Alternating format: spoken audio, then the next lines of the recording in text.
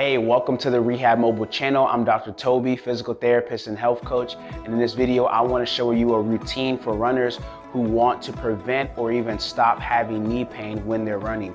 So running is a really great activity. It's really therapeutic for so many people and just a great activity that people love to do, but can often be hindered because of having knee pain. And in this video, I'm going to show you a couple of things you may want to incorporate if you're not already doing these things as a runner.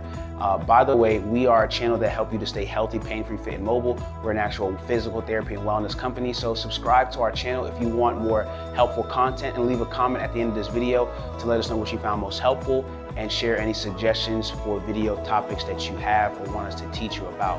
So as physical therapists, we're experts in terms of movement and rehabilitation and being able to preserve and protect your body and also improving your performance.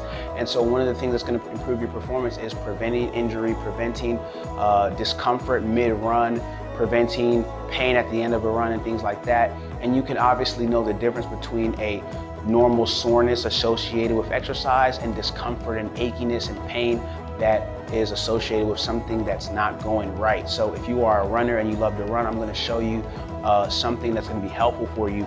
Now, having a pre-run routine is going to be very, very important. And if you're a runner who does not have a pre-workout routine or a pre-run routine, this is something you want to incorporate, because depending on how and where you're coming from before you run, that's going to determine the state that your body is in, your muscles are in. So maybe you get off work and you like to go for a run immediately. Well, you want to have some activities that are going to help prime your muscles, and you want to do some active stretching. Active stretching is not the same as passive stretching, right? Most of the time people are going to do stuff like this, do this before they run. They do it for a couple of seconds and things like that. But those are all passive type of stretches depending on how you're doing them. And what you actually want to do is prime or prepare your muscles for the type of activity that you're going to do. So because you're going to be running and activating your quads, your glutes, your calf muscles, your soleus, all of those things, everything from this lower chain is going to be activated. You want to activate them in a non-intimidating or intense fashion prior to actually doing the running. So high knees are a really great exercise to prime your entire kinetic chain and stimulate it from a neurological perspective. You're having those high ground reaction forces, but you're doing it in a way that's not too long or too overbearing for your body.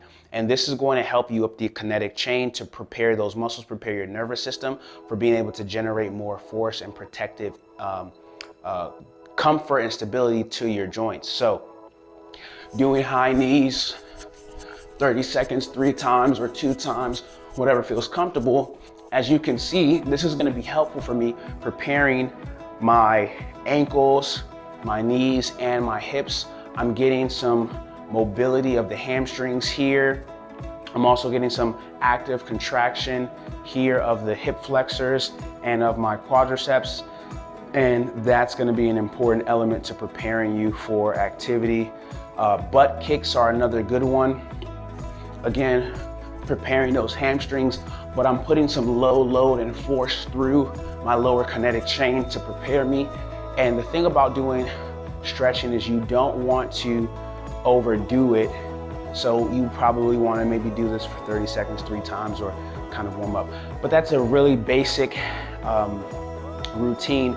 To get you into a little bit more specific and advanced kind of things that are going to help you in terms of joint protection, you want to think about doing something like a single leg RDL. So this is going to be very critical for you in terms of joint protection, stability. Again, we're priming those muscles and working on improving our tolerance to durations of impact, because running is a low impact activity. So doing something like this and coming up.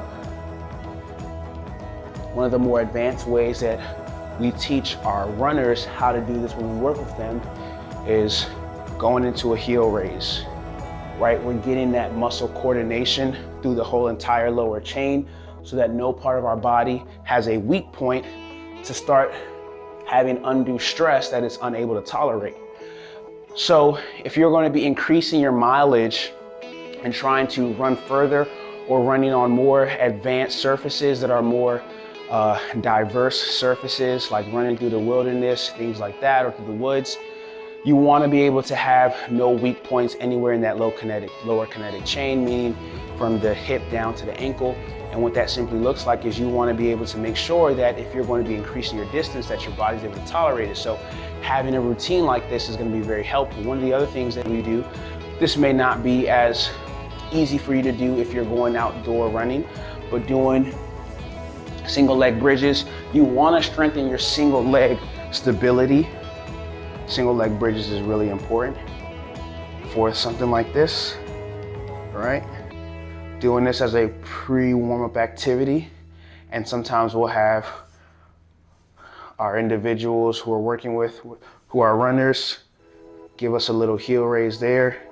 Again, you're working on that coordination, distribution of force, and allowing there to be no undue stress on one area. And so the muscle coordination and sharing of the forces and the load between ankle, knee, and hip is important. So those are some really great warm-up activities that you want to consider in terms of your pre-routine, which will help to protect your body.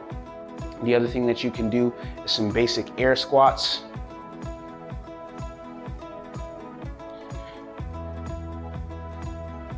You can even go into a squat into a single leg stance position. But again, those things will be helpful to prime or prepare your muscles for activity, reducing injury.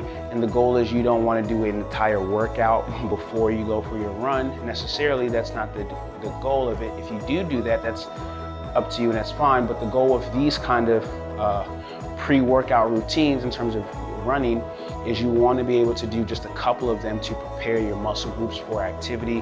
That's going to be extremely beneficial for you. If you found this video helpful, like it and leave a comment. Let us know what you found most helpful. You can also share this video with somebody, your group of runners who you run with, and we can give you guys a more specific routine with very specific reps and sets of how often you should be doing, depending on what kind of running you're doing, whether it's distance running or sprinting, things of that nature. It really depends in terms of the specific regimen that you do, depending on what kind of activities and types of running you like to engage in. So again, subscribe to our channel, stay connected to all of the videos that we're making on a regular basis, and we will see you in the next video.